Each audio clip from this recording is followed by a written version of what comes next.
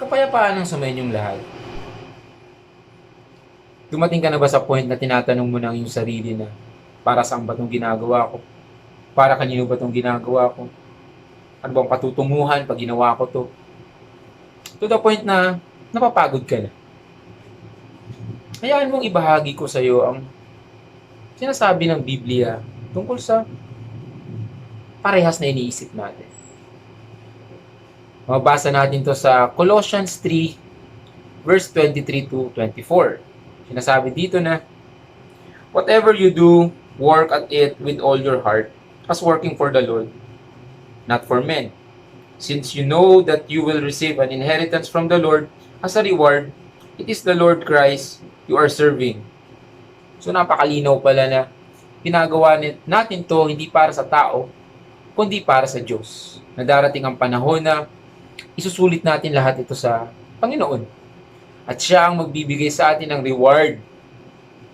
So ano itong reward na to? So, eternal life.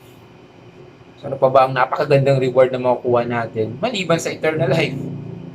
Alam naman natin na lahat ng bagay dito sa mundo ay nawawala. Nawawala. Temporary lang lahat. Lahat ng ating possession, lahat ng ating, ano man na meron tayo. Kahit mismong katawan natin ay babalik sa alabok pag namatay tayo. So anong napakagandang reward na makukuha natin? Buhay na walang hanggan.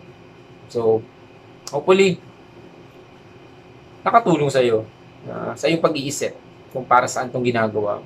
Lahat ito ay para sa Panginoon, hindi para sa ating sarili. So, hayaan mong ipagdasal kita sa mga oras nito. Ama naming Diyos, Ikaw po may kontrol sa lahat ng bagay.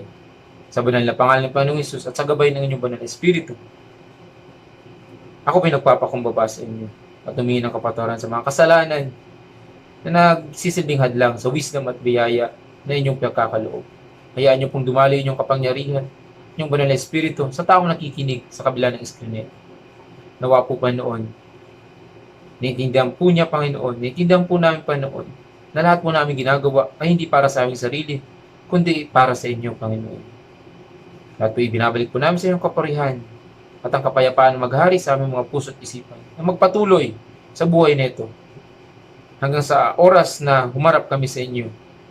Lahat ito'y binabadalangin namin sa inyo, Ama, sa banal na pangalan ni Jesus na inyong anak na namatay sa krus para sa aming mga kasalanan, ang tanging daang katotohanan at ang buhay papanto sa inyo, Ama, at sa gabay na inyong banal na Espiritu.